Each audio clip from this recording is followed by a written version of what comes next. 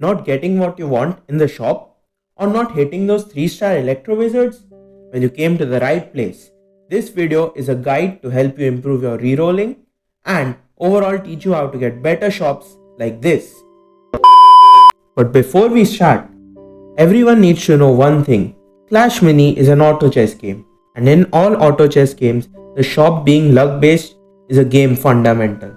So there will be times when you low roll and get 3 knights turn 1, low roll obviously meaning an unlucky roll, while other times you may get insane rolls like 3 archers, this being a high roll. This can be super frustrating at times, but that's why it's important to know how the shop works and how you can use it to your advantage. The shop works on a cycle system. In this cycle, there is one of each mini plus duplicates of each mini multiplied by the number of stars they have. That was too complicated. What it basically means is, if you have a max deck with all your minis with 3 stars, your cycle will have 20 minis. How this cycle works is, you have to go through the whole cycle before anything is repeated. All the minis which you do not play or reroll will not be repeated until you see every mini in this current cycle. For example, you get 3 princes round 1 and another prince in the next reroll, but you don't play them and discard them. You won't be seeing any princes for a while. This is important because now you know not to reroll your carry. So, if you're running a deck with Evis as your carry, probably don't throw him away because you don't know when you'll be seeing him again. After you go through an entire cycle, the next cycle does not have the same order. The next cycle's order depends on the minis that have not been used.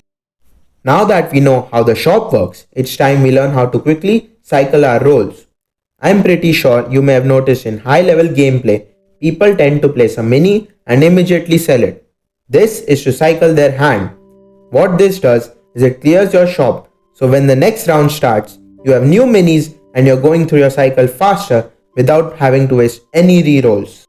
This is one of the key strategies a Clash Mini player needs to learn if they want to get better at the game. An example of this would be, in the first round, you have a Musketeer, Mini P.E.K.K.A and a Golden Giant. You don't really need that Golden Giant next round, so you can place it and sell it back quickly, then place the other 2 minis. What this just did was have 1 less Golden Giant in your cycle, which you would have probably get at 0 stars anyways. Now that we know the key principles of rerolling, I'll be playing a match and using what we learned. By the way, if you're still here, please subscribe and hit the bell icon for more guides and tips.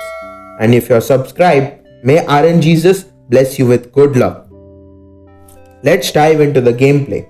Our matchup is versus Monk. I like to get a Barbarian and Lumberjack in round 1 for this matchup. Unfortunately, I did not get the Barb even after rerolling.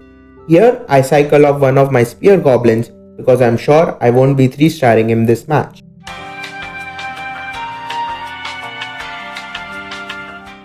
We lost round 1, which was to be expected versus a Monk. Round 2 starts, and I know I have to get that Saint Mirror up anyhow because of obvious reasons. In this round, since I got the Saint Mirror, I was pretty sure I would win. So I decided to save up on rolling this turn and clear my shop.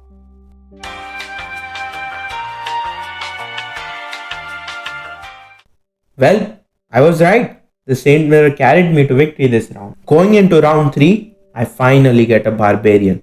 I upgraded my Archer but ended up scrapping it anyways because it wasn't doing much work. Now I was looking to get a 1-star Wizard with Spicy as an answer to his Battle Healer. But I low rolled and didn't have any rerolls left. The enemy ends up outplaying me this round by sending his Monk over with the Shell tile. Round 4 starts off amazing as I quickly get Spicy onto my Wizard and then reroll into a second Wizard which lets me get Ignite. This time I was ready for his Monk and my plan worked out, getting us into the final round of the match. In a Monk vs BK matchup, if you get to round 5, that basically means it's an 80% win for the BK. Since it is very tough for the Monk to go through all 6 units plus that invincibility on BK. Round 5, there is no need to cycle rerolls since there is no rounds after this. I end up taking the win and GG's to the mock. Now here are some additional tips and tricks regarding re-rolling. You can avoid upgrading minis that you don't want to upgrade during the match to decrease your shop cycle and increasing the odds of getting more of the mini you want. For example, do not get Prince shards to keep him at base level since none of his stars provide too much value. Thus, you only get Prince once in your shop during a match. This is a trick I picked up from Gishiware. Do mind, this trick is mostly useful for early season only, and you should upgrade all your minis for star reset because it's value like you better believe. While using the elixir pump, make sure you're saving your rerolls because you do not want to be in a situation where you have the elixir but you cannot reroll for more minis. This video was inspired from a post from Siddhant Royal on Twitter where he made a poll whether the people were happy with the reroll giving random minis. So, if you want any specific guides, you can @ me on Twitter, which is in the description. That's it for the video. I hope you all get better with shop mechanics. Please leave a like and comment down any other game mechanics you would like me to make a guide on.